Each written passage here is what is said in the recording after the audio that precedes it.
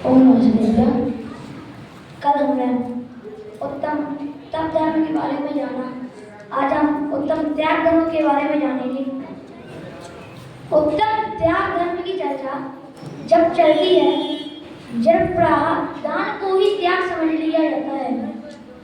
त्याग के नाम पर दान के गीत गाए जाने लगते हैं। सामान्य जन तो दान को ही त्याग समझते हैं, किंतु आश्चर्य तो तब होता है जब वर्षों वर्षों व्याख्यान करने वाले विद्वज्जन भी ये नहीं समझ पाते कि दान से अतिरिक्त भी कोई त्याग होता है। यद्यपि जिनागम में तो दान को भी त्याग किया गया है। त्याग की बड़ी भाषा तात्पर्य व्यक्ति नामक टीका में आचार्य अमृतचंद्र ने इस प्रकार दी है। निःशुद्धात्म परिग्रह कृत्वा बाह्य अभ्यंतर परिग्रह त्यागः। निःशुद्धात्म के ग्रहण पूर्वक बाह्य और अभ्यंतर परिग्रह से निवृत्ति करना ही त्याग है। त्याग और दान बिल्कुल भिन्न भिन्न से प्रतीत होते हैं। त्यागियों के पास लंच मात्र भी परिग्रह नहीं होता, किंतु दानियों के पास ढेर सारा परिग्रह पाया जा सकता है। पर त्याग में ज्ञान होता है, अर्थात पर को पर जानना ही त्याग है। इस बात को स्पष्ट करने के लिए आचार्य कुंद ने इस प्रकार उदाहरण से इस प्रकार स्पष्ट किया है, जैसे कोई व्यक्ति धोबी के घर जाकर किसी और दूसरे व्यक्ति का वस्त्र लाकर ओढ़कर मोहनी में सो रहा है तथा स्वयं में अज्ञानी हो रहा है। तब वह दूसरा व्यक्ति आए और उससे कहे कि तू शीघ्र ही सावधान हो जा, यह मेरा वस्त्र बदलने में आ गया है, सो मुझे दे दे। इन वाक्यों को सुनता हुआ तथा सर्व चिन्हों से भली भांति जानकर वह स्वयं में ज्ञानी होता हुआ उस वस्त्र को उसे लौटा देता है। इसी प्रकार ज्ञाता भी परद्रव्यों के भ्रमणवश किसी परद्रव्य में अपनापन मानकर मोहनीति में सो रहा है, तब श्री गुरु अर्थात जिनेंद्र देव ने बताया है कि परद्रव्य आदि भाव तेरे नहीं है, तू उनमें अपनापन मान रहा है।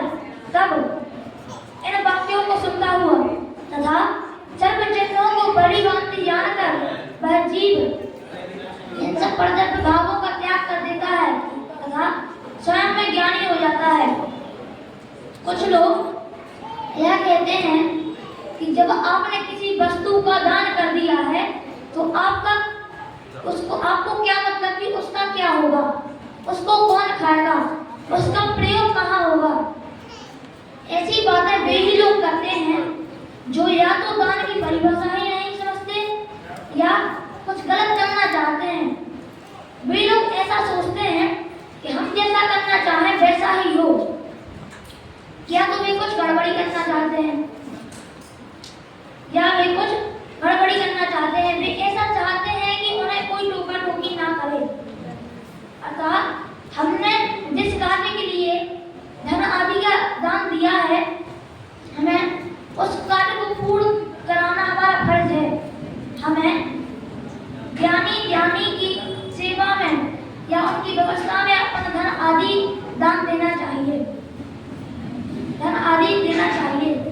त्यागी कैसे होते हैं, आइए एक उदाहरण के माध्यम से समझें। जैसे कोई चक्रवर्ती जो 6 खंडों का राजा होता है, वह जब उसे वैराग्य आता है तो उसे एक भी चीज की चिंता नहीं सताती तो उतने बड़े राज्यपाट का क्या होगा, उस देवों समान वैभव को कौन संभालेगा। यदि उसे इस बात की चिंता सताती है तो उसने फिर त्याग किया ही क्या। त्याग दो प्रकार के होते हैं, एक व्यवहार त्याग और एक निश्चय त्याग। पूजन की पंक्तियों में बताया है, उत्तम त्याग कहे जग सारा, औषध शास्त्र अभय आहार, निश्चय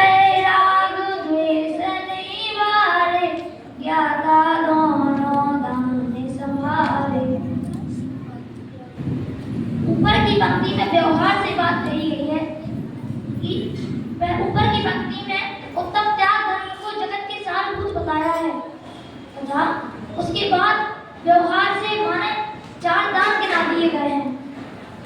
अब आप कहेंगे उस पूजन की पंक्ति में तो व्यवहार शब्द कहीं आया ही नहीं। नीचे की पंक्ति को पढ़ते ही साफ साफ स्पष्ट हो जाता है कि ऊपर व्यवहार से बात कही गई है। नीचे की पंक्ति में लिखा है निश्चय से राग द्वेष का निवारण करना ही निश्चय से त्याग है। निश्चय से त्याग है, राग द्वेष का निवारण करना ही निश्चय त्याग है। ऊपर बड़ी व्यवहार की बात ना की हो, लेकिन नीचे निश्चय को कहकर यह स्पष्ट कर दिया है कि ऊपर व्यवहार की बात की गई है। अब आपके मन में यह शंका आई होगी कि जब कभी ने वह पंक्ति लिखी तो शायद उसका ध्यान न रहा हो। ऐसा नहीं है, उसने नीचे निश्चय लिखकर यह स्पष्ट कर दिया है कि ऊपर व्यवहार से बात की गई है तथा जो ज्ञाता होता है वह दोनों दानों को संभालता है। त्याग छोटी चीजों का होता है और दान अच्छी चीजों का।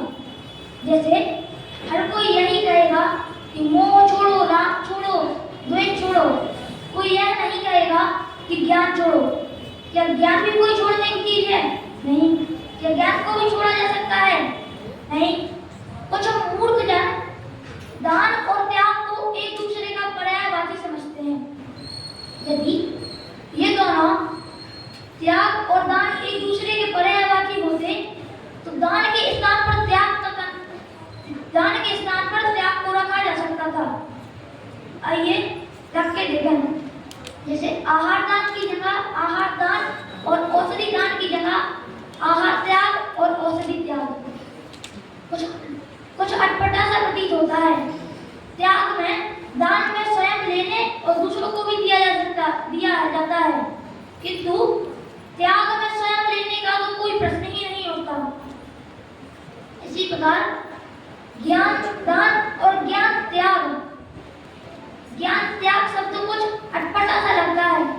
क्या ज्ञान भी कोई त्यागने की चीज है? नहीं। त्याग उन चीजों का किया जाता है जो आत्मा के लिए अहितकर है, आत्मा के लिए दुख रूप है। जैसे मोह राग द्वेष आदि भाव यह आत्मा के लिए दुख रूप है तथा इनके आश्रयभूत जो स्त्री पुत्र मकान आदि जो आत्मा के लिए दुख रूप है, इनका भी त्याग किया जा सकता है। अब एक प्रश्न उठता है कि जो अपना है उसे दिया नहीं जा सकता और पर का ग्रहण करना संभव नहीं। पर है श्वास हो गए, अपना कुछ देना संभव नहीं और पर का ग्रहण करना संभव नहीं। और जब जीव अपने भले बुरे के कर्ता स्वयं है तो परोपकार की बात आती ही कहां से है?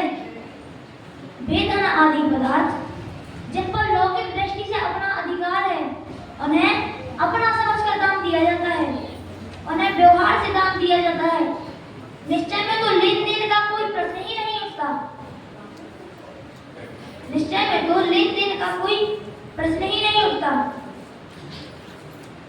धनी साधु शास्त्र अभय देवैया त्याग राग विरोध को पूजन की इस पंक्ति में शास्त्र और अभय के साथ देवैया शब्द का भी प्रयोग किया गया है तथा राग द्वेष की विरोध की बात की गई है। धनी साधु कहकर स्पष्ट कर दिया है कि ये बातें साधु के लिए ही की गई हैं। आहार और औषधि को जानबूझकर इसलिए छोड़ दिया गया है क्योंकि ये मुनिराजों द्वारा देना संभव नहीं। तत्पर सूत्र में ये 10 धर्म मुनिराजों की अपेक्षा कहे गए हैं और मुनिराजों की अपेक्षा कहे गए हैं जो बुद्धि समिति इत्यादि चीजों का पालन करते हैं, मुनिराजों की अपेक्षा कहे गए हैं। पर मैं सोचता हूँ कि त्याग 2 प्रकार का होता है, एक लौकिक त्याग और एक अलौकिक त्याग। लौकिक त्याग अर्थात तो अपनी मनपसंद चीजों का त्याग करना। जैसे गुरुदेव श्री का एक उदाहरण आता है जिन्हें अचार बहुत पसंद था उन्होंने एक दिन अचार का डब्बा खोला, उसमें सूक्ष्म बहुत सारे जीव पाए गए। जब से उन्होंने अचार का त्याग कर दिया। जो चीज जब हम किसी को त्याग दिलवाते हैं तो हमें उस वस्तु का पहले त्याग करना चाहिए। जैसे संत गणेश महाराज जी जो भिंडी बहुत खाया करते थे, एक वृद्ध महिला उनके पास गई और बोली, पंडित जी, यह मेरा बालक जो बहुत भिंडी खाता है, इसको भिंडी का त्याग दिलवा दीजिए। तब पंडित जी बोले कि आप एक हफ्ते बाद यहाँ दोबारा आना। जब महिला एक हफ्ते बाद दोबारा वहाँ गई तो पंडित जी ने बोला कि ये भिंडी खाना बहुत बुरी चीज है, इसमें कीड़े वगैरह भी होते हैं। उस वृद्धा ने पंडित जी से पूछा कि ये बात आपने एक हफ्ते पहले क्यों नहीं कही।